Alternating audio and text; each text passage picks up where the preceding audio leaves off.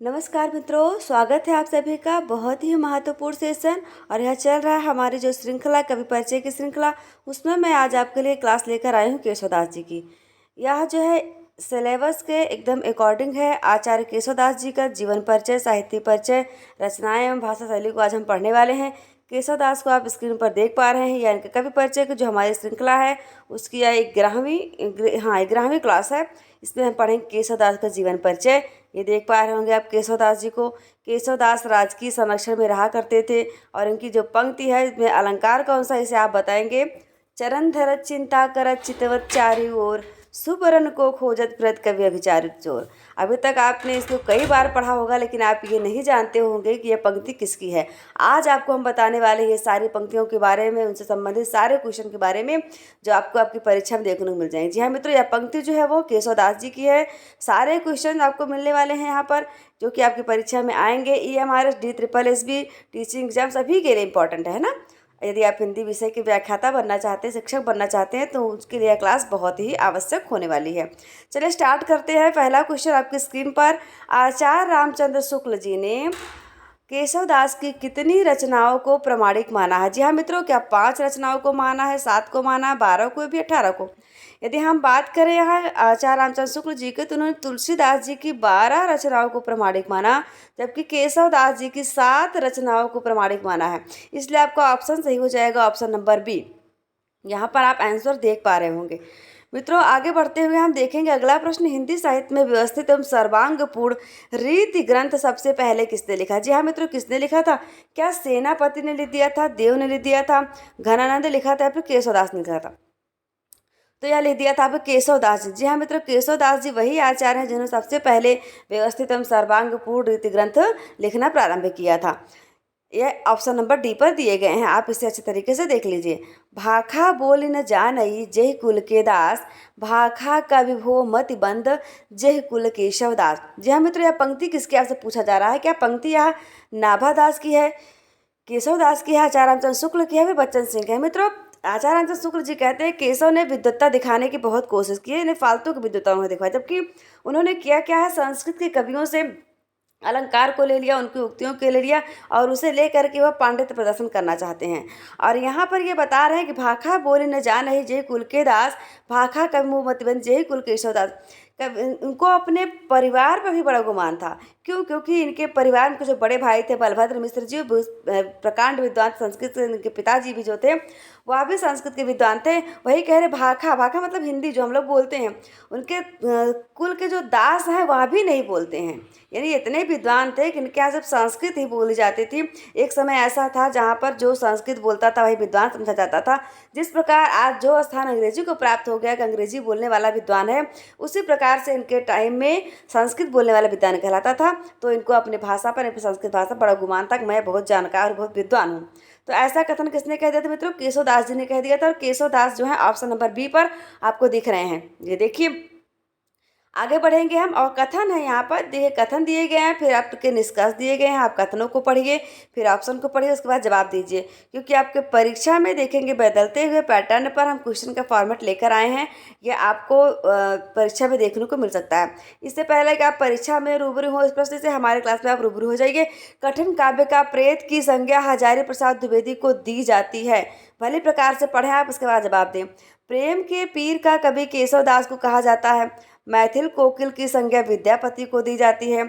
आधुनिक युग की मीरा सुभद्रा कुमारी चौहान को कहा जाता है।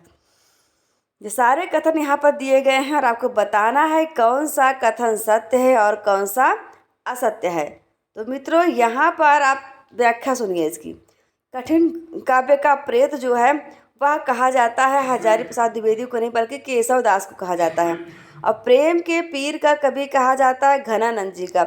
रीति काल में आप घनानंद जी को कहेंगे, यही बात यदि भक्ति काल में कहेंगे जायसी को भी कहा जाता है, लेकिन ज़्यादा प्रसिद्धि जो है घनानंद जी को मिली है। और मैथिल कोकिल की संज्ञा जो है विद्यापति को दी जाती है। बात तो बिल्कुल सत्य ही नहीं। आपको पहला ऑप्शन गलत हो जाएगा, पहला कथन दिया गया वह गलत है, दूसरा कथन भी गलत है, लेकिन तीसरा मैथिल कोकिल की संज्ञा विद्यापति को दी जाती है, बात बिल्कुल सही है।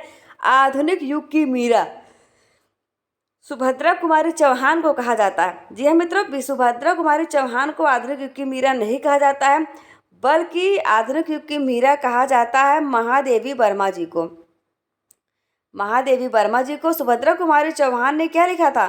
खूब लड़ी मर्दानी वह तो झांसी वाली रानी थी, चमक उठी सन 57 वह तलवार पुरानी थी। यह इनकी प्रसिद्ध पंक्तियां हैं। मुकुल और त्रिधारा नामक इनका जो संकलन है बेहद प्रसिद्ध है।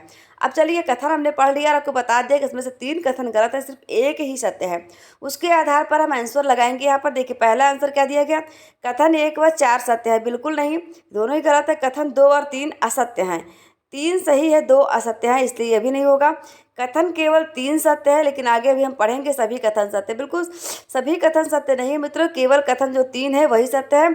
इसलिए आपका ऑप्शन नंबर जो सी है वह सही हो जाएगा। परीक्षा हाल में आपको बहुत ही अच्छे तरीके से प्रश्न को पढ़ करके इसका जवाब देना है, नहीं तो गलती हो सकती है। आता हुआ प्रश्न भी आपका गलत हो जाएगा। चलिए आगे बढ़ते हैं और पढ़ते हैं। कवि प्रिया में केशव दास ने अपने वंशजों के बारे में बताया, क्या यह बात सत्य है? विज्ञान गीता को केशव के अंतिम क्षणों की रचना मानी जाती है। बिल्कुल सत्य है। रसिक प्रिया, कवि प्रिया, नक्सिक एवं छंदमाला केशव दास के रीति ग्रंथ माने जाते हैं और ये सभी ब्रज भाषा मुक्तक शैली में। बहुत ही इंपॉर्टेंट मित्रों, सारी रचनाओं के बारे में जानकारी दे दी कि इसमें कवि प्रिया में केशव दास अपने वंशजों के बारे में बताया है कि उसके पहले कौन थे, उनके पिताजी के पिताजी के पिताजी कौन थे, ये सब जानकारी उन्होंने दी है। और विज्ञान गीता को केशवदास के अंतिम क्षणों की रचना मानी जाती है। रसिक प्रिया, कवि प्रिया, नक्सिक एवं छंदमाला केशवदास के रीति ग्रंथ माने जाते हैं। ये सभी जो है वो ब्रज भाषा एवं मुक्तक शैली में लिखे गए, यानी ये कथन पूरे सत्य हैं। अब आइए देखते हैं इसके आधार पर आपका जवाब कौन सा सही होगा। कथन 1 व 4 सत्य है, बिल्कुल नहीं। कथन 2 और 3 असत्य हैं, ये भी नहीं होगा। केवल कथन 3 सत्य, यह भी नहीं होगा। सभी कथन सत्य, यही जवाब आपका सही हो जाएगा। यानी कि ऑप्शन नंबर डी यहाँ पर सही हो रहा है इस प्रश्न के जवाब के रूप में। रामचंद्रिका की टीका किसने लिखी थी मित्रों? रामचंद्रिका की टीका क्या किसने लिखी थी? तो क्या गौरी शंकर द्विवेदी ने, लाला भगवान दीन ने, कृष्णचंद्र वर्मा ने, हीरालाल दीक्षित ने? मित्रों इन सभी लोगों ने केशव दास के ऊपर किसी न किसी ग्रंथ की रचना की है, लेकिन रामचंद्रिका की जो टीका है वह लिखा था आपके लाला भगवान दीन जी ने। इसलिए प्रश्न का जब जवाब सही हो जाएगा, लाला भगवान दीन जो है उन्होंने रामचंद्रिका की टीका लिखी है। ये देखिए यहाँ पर दिया गया है। और ये हमारा इसका हिंदी साहित्य आप लोग पढ़ रहे हैं। और केशव दास जी इतने विद्वान थे, संस्कृत के प्रकांड विद्वान थे। प्रारंभ में बता दिया हमने कि लोगों में उस समय जो आलोचक थे उनमें उक्ति प्रचलित थी कि कवि को दीन न चाहे विदाई, पूछे केशव की कविताएं।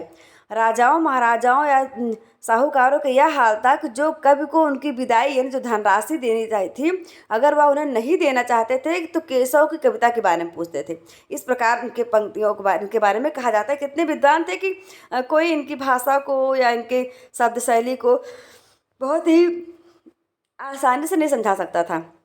इसलिए ऐसा कहा गया कि कवि को दीन न चाहे विदाई, पूछे केशव की कविताएं। जो कवि को उनके धनराशि विदाई नहीं देना चाहता था वह केशव की कविताएं के बारे में पूछ लिया करता था। उस समय ऐसा आलोचक कहा करते थे। मित्रों हमने बहुत ही महत्वपूर्ण सेशन स्टार्ट किया है, द 10 मिनट शो। आपको उसमें सारे सब्जेक्ट की नॉलेज मिलेगी। हिंदी की है, जीके जीएस की, तो आप उस क्लास को जाकर के देखिए, आपको बहुत अच्छा रिवीजन हो जाएगा क्लासेस का, है ना।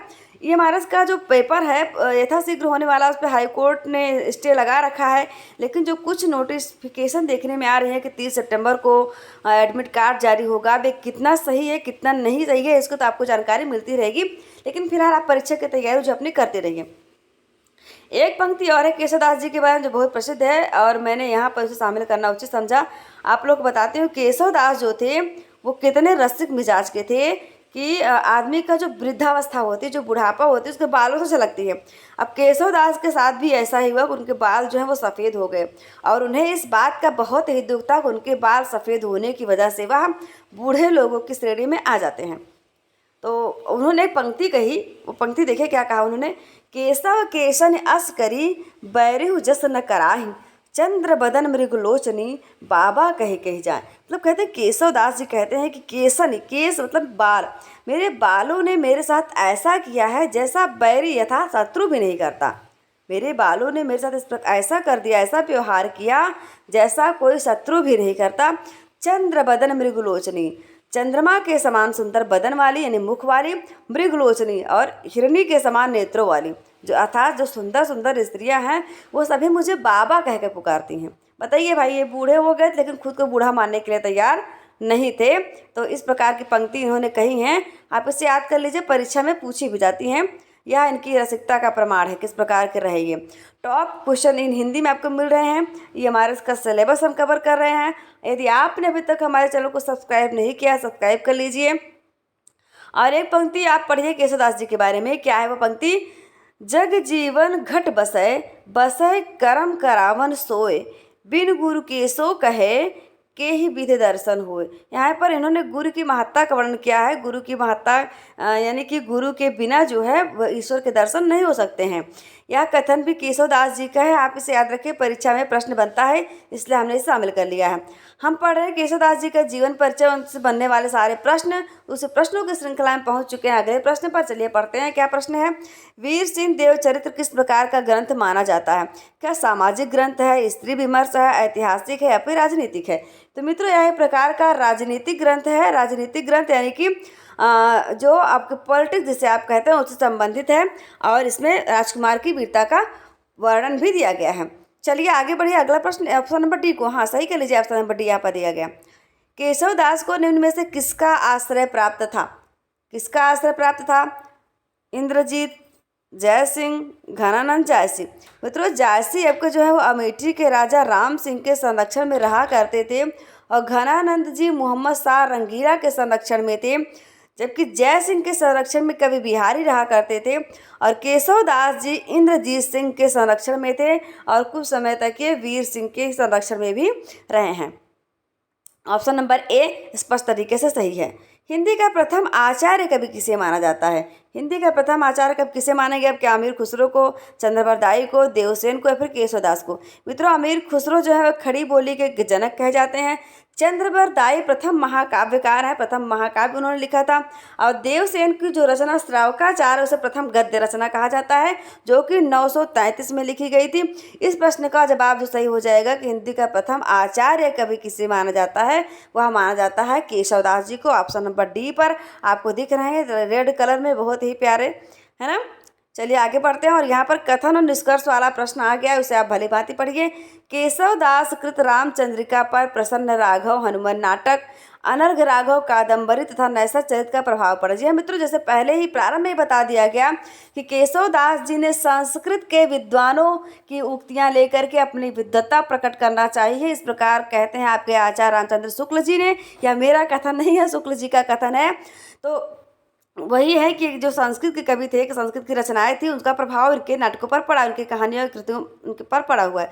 जो हनुमान नाटक था, अनर्घ राघव कादम्बरी, नैसा चरित्र, उन सभी का प्रभाव इनकी रचना पर पड़ा है। अगली जो पंक्ति है, रसिक प्रिया, कवि प्रिया, रतन बावनी, वीर सिंह देवचरित, जहांगीर, जयचंद्रिका, छंदमाला केशवदास की प्रसिद्ध रचनाएं। बिल्कुल भाई, ये सभी उनकी प्रसिद्ध रचनाएं हैं, आप इसे याद रखें। केशवदास ने श्रृंगार रस का वर्णन रसिक प्रिया में किया है। जो इनकी रसिक प्रिया नामक रचना है उसमें इन्होंने श्रृंगार रस का वर्णन किया गया है, यह आपसे कथन में पूछा गया है। अब भाई कथन तो ये तीनों सही हैं, अब तीनों के आधार पर हम ऑप्शन को भी चेक करेंगे। केवल कथन 1 व 3 सत्य है, ऐसा नहीं है, क्योंकि 2 भी तो सत्य है। केवल कथन 2 असत्य है, बिल्कुल गलत है ये। कथन 1, 2 व 3 सत्य हैं, तो यह सही है, तीनों ही सत्य हैं, है ना। और सभी कथन सत्य हैं, ये दोनों जवाब दिए गए हैं, तो आप दोनों को टिक कर सकते हैं, चाहे एक कथन 1, 2 व 3 यह भी सत्य है आपका, और सभी कथन भी सत्य हैं। तो आप भली भांति से जब आप पढ़ेंगे तब उसका जवाब देंगे, नहीं तो आप एक सत्य है उसे देखकर कोई और ऑप्शन लगा देंगे, आपको आंसर नहीं मिलेगा, बाद में आएंगे आप कहेंगे हमारा नंबर कट गया। तो ऐसी गलती नहीं होनी चाहिए, आपको बहुत अच्छे तरीके से पढ़कर प्रश्नों का जवाब देना है। चलिए जवाब दीजिए इस प्रश्न का, कवि केशवदास को किस इतिहासकार ने भाषा का मिल्टन कहा? जी हाँ मित्रों, भाषा का मिल्टन किसने कह दिया? क्या डॉक्टर नगेंद्र ने कह दिया, हजारी प्रसाद द्विवेदी ने कह दिया, मिश्र बंधु ने कह दिया, फिर शिवशंकर ने कह दिया? ये सभी इतिहासकार रखे हैं, इन्होंने हिंदी साहित्य का इतिहास लिखा है। लेकिन आपको जो मिश्र बंधु हैं, मिश्र बंधु में 3 लोग आते थे, गणेश बिहारी मिश्र, श्याम बिहारी मिश्र और सुखदेव बिहारी। आप इसे याद कर लीजिए, गणेश, श्याम और सुखदेव, ये तीनों जो है मिश्र बंधु कहलाते थे, और इन्होंने मिलकर के मिश्र बंधु विनोद लिखा है। तो वही मिश्र बंधु जो है इन्होंने कह दिया था, इनको भाषा का मिल्टन कह दिया था। केशवदास को भाषा का मिल्टन की संज्ञा किसने दी थी? तो मिश्र बंधुओं ने दी थी। मिश्र बंधु में 3 लोग, मैंने बता दिया, तीनों आपस में भाई थे, गणेश, श्याम, सुखदेव। केशवदास का जन्म बुंदेलखंड के ओरछा नामक नगर में सन 1555 ईस्वी में हुआ था। मित्रों यहाँ पर कथन दिया गया फिर, और आपको जवाब देना है कौन सा कथन सही है कौन सा नहीं है, उसी के आधार पर आप इस प्रश्न का जवाब दे पाएंगे। केशवदास का जन्म बुंदेलखंड के ओरछा नामक नगर में सन 1555 में हुआ था, बिल्कुल यह बात सत्य है। और इनकी मृत्यु जो है वो 1617 में हो जाती है, यह भी सत्य है। इनका उपनाम वेदांती मिश्र व निम्बार्क संप्रदाय में दीक्षित है, ये सही है। अब जवाब दीजिए आप, क्या कथन 1 असत्य है? ऐसा बिल्कुल नहीं भाई, कथन 2 सत्य है। हाँ सत्य तो है, लेकिन जवाब यह सही नहीं होगा। कथन 2 एवं 3 असत्य हैं, ऐसा नहीं है, सभी कथन सत्य हैं। जो सटीक और सही जवाब हो जाएगा आपका यही हो जाएगा ऑप्शन नंबर डी, कि सभी कथन जो है इनके बारे में सत्य है। देखिए आपको जन्म के बारे में पता चल गया, इनकी मृत्यु के बारे में पता चल गया, इनका उपनाम पता चल गया, और 21 संप्रदाय में दीक्षित थे, जन्म स्थान क्या है, इन सारे प्रश्नों की जो है जानकारी आपको एक ही प्रश्न में मिल गई। यानी हमारे यहाँ प्रश्न कम होंगे लेकिन कंटेंट इतना अच्छा होगा कि आपको मजा आ जाएगा पढ़ के। चलिए आप आगे पढ़िए। केशवदास ओरछा नरेश, देखिए बताया जा रहा है किसके संरक्षण में थे। ओरछा नरेश महाराज राम सिंह के भाई इंद्रजीत सिंह के गुरु और राजाश्रित थे, यह बात सत्य है। इनकी प्रसिद्ध रचना रामचंद्रिका है, जो 1605 में लिखी गई। नखशिख नामक रीति ग्रंथ में सीता के उपांगों का वर्णन है। मित्रों सबसे पहले तो आप देखिए, जो संरक्षण है वह तो सही है, इन्हें महाराज इंद्रजीत सिंह के ये गुरु थे और उनके राजाश्रित भी थे। लेकिन रामचंद्रिका की रचना इन्होंने कर दी थी 1601 में, है ना। और नखशिख नामक रीति ग्रंथ में सीता जी के अंगों का वर्णन नहीं बल्कि राधा जी के अंगों का जो वर्णन किया है इन्होंने। अब उसी आधार पर प्रश्न का जवाब आप देंगे, क्या कथन केवल 1 असत्य है? बिल्कुल नहीं, कथन 1 तो सत्य ही है। केवल कथन 2 एवं 3 सत्य हैं, 2, 3 तो बिल्कुल ही असत्य हैं। कथन 2 एवं 3 असत्य हैं, लेकिन सिर्फ इसी के आधार पर निर्णय देंगे कि नहीं, अगला ऑप्शन पे हमको पढ़ना जरूरी है। सभी कथन सत्य हैं। देखिए यहाँ पर जो सही जवाब हो जाएगा, केवल कथन 2 और 3 जो है वो असत्य हैं, यानी ऑप्शन नंबर सी असत्य है। तो क्यों है हमने आपको बता ही दिया, लेकिन आप यहाँ पर देख लीजिए, जो इनकी प्रसिद्ध रचना रामचंद्रिका है वह 1601 में लिखी गई थी, न कि 1605 में, और इसमें 39 प्रकाश हैं। नखशिख नामक रीति ग्रंथ में सीता के अंगों का वर्णन नहीं है बल्कि राधा के अंगों का वर्णन किया है केशवदास जी ने, तो इसलिए यह सही हो जाएगा। EMRS के हिंदी साहित्य पढ़ रहे हैं आप, लेकिन उसके पहले यदि आपने हमारे चैनल को अभी तक सब्सक्राइब नहीं किया, सब्सक्राइब कर लीजिए, वीडियो को लाइक कर दीजिए, क्लास को शेयर कर दीजिए। और ये पंक्ति आप पढ़िए, यह पंक्ति क्या है? कविता की परिभाषा है, कविता के बारे में पूछी जाती है, क्योंकि आपके जो केशवदास जी थे वो आचार्य थे, यानी उन्होंने साहित्य के बारे में, जो संस्कृत के बारे में बताया उन्होंने आपको, और उसमें ये अलंकारवादी आचार्य भी कहे जाते थे। तो कविता के बारे में उन्होंने क्या परिभाषा दी? यद्यप सुजात सुलक्षणी सुबरन सरस सुवृत भूषण बिनु न विराजई कविता बनिता मित, यानी जिस प्रकार से चाहे किसी भी स्त्री की शोभा बहुत ज़्यादा हो, सुंदर बहुत स्त्री हो, लेकिन बिना आभूषणों के उसकी सुंदरता जो है वो निखरती नहीं, वो ज़्यादा अच्छी आकर्षक नहीं दिखती है। उसी प्रकार से जो कविता है, यानी भूषण मतलब होता है अलंकार, अलंकार का आप समझिए कि कविता के अर्थ में तो आप अलंकार लेंगे, स्त्री के अर्थ में आप ले लेंगे गहनों से, आभूषणों से। तो भूषण बिनु न विराजई कविता बनितामित, इस प्रकार से इन्होंने कह करके कविता की परिभाषा दी है। ये परिभाषा कई बार पंक्तियों में पूछी गई है, आप इसे याद कर लीजिए। चलिए आगे बताइए, इस प्रश्न का जवाब दीजिए। जवाब आप इसका देख चुके हैं, पहले बताया जा चुका है इस प्रश्न के बारे में। केशव केसन अस्करी बैरू जसन कराए चंद्रवदन मृगलोचनी बाबा कह के जाए। उक्त पंक्ति किसकी है आपको बताना है। भाई यह पंक्ति क्या केशवदास की है, सूरदास की है, रहीमदास की, फिर विद्यापति की है। विद्यापति आपको जो है वो मैथिल कोकिल थे, और रहीमदास ने ले दिया था बरवे नायिका भेद, उसी आधार पर तुलसीदास जी ने बरवे रामायण लिखा। सूरदास वात्सल रस सम्राट हैं, और आपके केशवदास जी ने ऐसा कह दिया था क्योंकि उन्हें इस बात का बड़ा दुख था कि वो वृद्ध हो गए हैं, वृद्ध होते जा रहे हैं, तबकि सुंदरियां उनको बाबा कह के बुला रही हैं, यानी वो अपनी अवस्था के अनुरूप नहीं चलना चाहते थे, वो ऐसा कहते हैं। तो केशवदास की यह पंक्ति है। चलिए आगे बढ़ते हैं हम। केशव केवल, अब देखिए कथन दिया गया है इनके बारे में, केशव केवल उक्त वैचित्र और शब्द क्रीड़ा के प्रेमी थे। शब्दों पर ध्यान दीजिए आप, जीवन के नाना गंभीर और मार्मिक पक्षों पर उनकी दृष्टि नहीं थी, अतः वे मुक्तक रचना के लिए ही उपयुक्त थे, प्रबंध रचना के लिए नहीं। इस प्रकार का जो कथन है, इतनी स्पष्टवादिता किसके अंदर है, आप पढ़ लीजिए, बताइए फिर। आचार्य रामचंद्र शुक्ल, सूरदास, रहीमदास, विद्यापति। जी हाँ मित्रों, आपको जो इतिहासकार रहे हैं, आलोचक रहे हैं रामचंद्र शुक्ल जी ने स्पष्ट तौर पर केशवदास जी की निंदा कर दी है और उन्होंने तो कह दिया है कि यह इसके योग्य थे ही नहीं, यह मुक्तक रचना के लिए उपयुक्त, प्रबंध काव्य लिखने के योग्य नहीं थे। तो ये सब बेबाकी से कहने वाले आपके थे Ramchandra Shukla ji. Option number A पर दिए गए हैं। शायद दोनों साथ में जीवित रहते तो लड़ाई हो जाती, लेकिन भाई केशवदास जी तो बहुत पहले ही दिवंगत हो चुके, 1617 में। अब आचार्य रामचंद्र शुक्ल जी आपके आ जाते हैं 19वीं सदी में, तो लड़ाई होने कोई बात ही नहीं। इसलिए बेबाकी से उन्होंने जो मन कहा, आपको जिसके बारे में जो कहा कह दिया है ना। आज के ज़माने में तो किसी को आप कुछ भी कहिए तुरंत लड़ाई हो जाएगी। चलिए हम देखते हैं रामचंद्रिका को अजायब घर। अजायब घर अभी किसका? छंदों का अजायब घर। इसमें बहुत सारे छंदों का उपयोग किया गया, क्योंकि रामचंद्र शुक्ल जी कहते हैं कि इन्होंने एक रात्रि में क्या किया था, रामचंद्रिका की रचना एक रात्रि में पूरा डाला था और इसमें छंद इतने ज़्यादा भर दिए कि आकर के इन्हें राम स्वरूप चतुर्वेदी जी को कहना पड़ा कि यह छंदों का अजायब घर है। अजायब घर मतलब अजूबा वाला होता है। बहुत सारे छंदों का उपयोग हुआ। ऑप्शन नंबर ए पर दे दिए गए हैं आपके राम स्वरूप चतुर्वेदी जी। तो मित्रों, राम स्वरूप चतुर्वेदी जी ने कह दिया था रामचंद्रिका को छंदों का अजायब घर। चलिए आगे बढ़िए। कथन वाले प्रश्न आपकी स्क्रीन पर आपको दिख रहे होंगे, पढ़िए उसको। केशवदास भामा दंडी एवं उद्भट के अनुयायी। देखिए प्रारंभ से ही बता रही हूँ आपको कि संस्कृत के विद्वानों से प्रभावित थे और इन्होंने देख पता क्या क्या, इन्होंने जो अलंकार वगैरह जो बताया ना, सेम टू सेम संस्कृत से ही लिए। इन्होंने बता दिया 22 अलंकारों के बारे में बताया और 22 में 15 सेम टू सेम दंडी के ले लिए और बाकी के नाम बदल दिए। इसलिए इनकी जो परंपरा रही अलंकारवादी, या इनके 40-50 वर्षों बाद भी खत्म हो गई, टिक नहीं पाई, क्योंकि इन्होंने क्या किया था, यहाँ की सामग्री वहाँ की सामग्री इकट्ठा करके, वही है ना कहाँ का ईंट कहाँ का रोड़ा, भानुमति ने कुंभा जोड़ा, उसी टाइप का कर दिया था।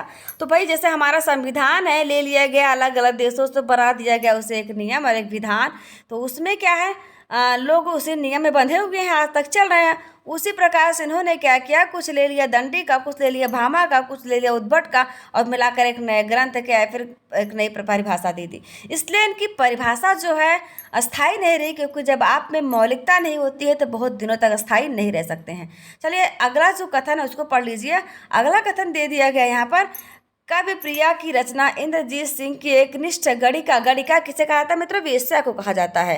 तो वेश्या जिसका नाम था प्रवीण राय को शिक्षा देने के लिए की गई थी। बताइए राजा लोग भी इतने महान थे कि उनकी जो गणिकाएं हुआ करती थी, उनको शिक्षित करने के लिए, शिक्षा का स्तर देखिए आप, तो शिक्षा हर व्यक्ति तक पहुँचनी चाहिए, चाहे समाज का जो भी तमगा हो, जो भी वर्ग हो, सबको शिक्षा मिलनी चाहिए। इसलिए उन्होंने अपनी गणिका को शिक्षित कराने के लिए ही कह दिया था केशवदास जी को कुछ लिखे। तो केशवदास जी ने क्या लिखा था? काव्य प्रिया नामक रचना की थी। आप इसे याद रखें, परीक्षा में इससे प्रश्न बनता है। गुमान कवि जो है, ये गुमान कवि हुए आगे चल करके, उन्होंने क्या किया, गुमान कवि ने रामचंद्रिका की प्रतिस्पर्धा विज्ञान गीता लिखा। नहीं मित्र, विज्ञान गीता जो है आचार्य रामचंद्र शुक्ल की ही रचना है और गुमान कवि ने लिखा क्या था मित्रों? कृष्ण चंद्रिका लिखा था। यानी ये तो आपका गलत हो गया। अब आप पढ़ेंगे ऑप्शन, यानी कि प्रश्न का जवाब देने के लिए आप तैयार है तो आप अच्छे तरीके से कथन को पढ़िए। केवल कथन 2 असत्य है, ऐसा नहीं है। केवल कथन 1 असत्य, यह भी गलत है।